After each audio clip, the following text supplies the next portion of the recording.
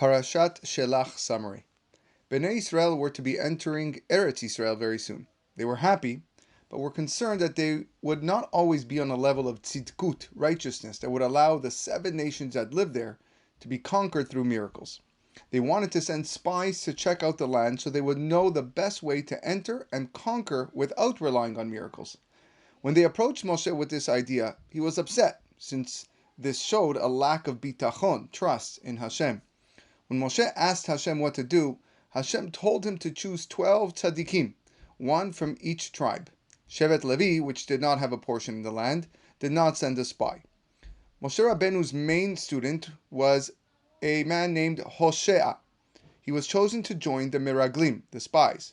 Moshe added the letter Yud onto his name, since this letter stands for Hashem's name. With this, Moshe was praying that Hashem should save him from the plot of the spies. The spies entered Eretz Israel from the south. Wherever they went, important people were dying. Hashem did this so the nations will be so busy with the burials, they will not be interested in the Jews that were spying. Another miracle was that anyone that said, "These are Jewish spies," became unable to speak.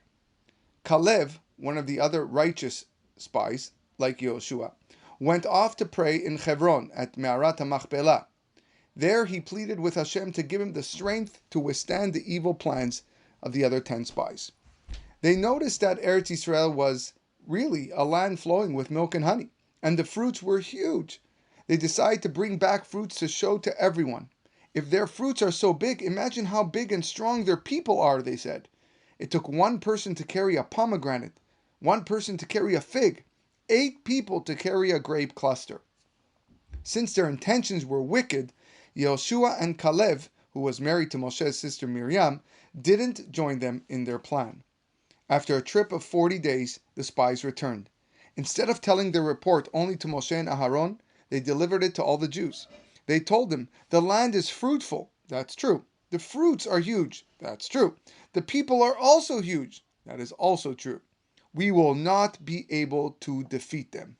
And that was false. When the Jews heard this report, they became even more frightened. Kalev got up to tell the Jews to trust in Hashem and Moshe, but the Jews refused to listen to him. The night when they gave the report was the 9th day of Av in the year 2449. The Jews spent the night crying. Hashem declared, "You cried for no reason. I will give you a reason to cry on this day." That day will forever be known as Tisha B'Av. Hashem was very angry and threatened to destroy the Jewish people.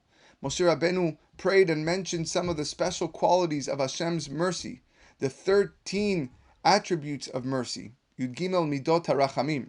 Hashem accepted Moshe's tefillah, yet decreed that all men who were 20 years old and above when they left Egypt will not be allowed to enter into Eretz Israel. As well, corresponding to the 40 days the spies went around Eretz Israel, Bnei Israel will wander 40 years in the desert.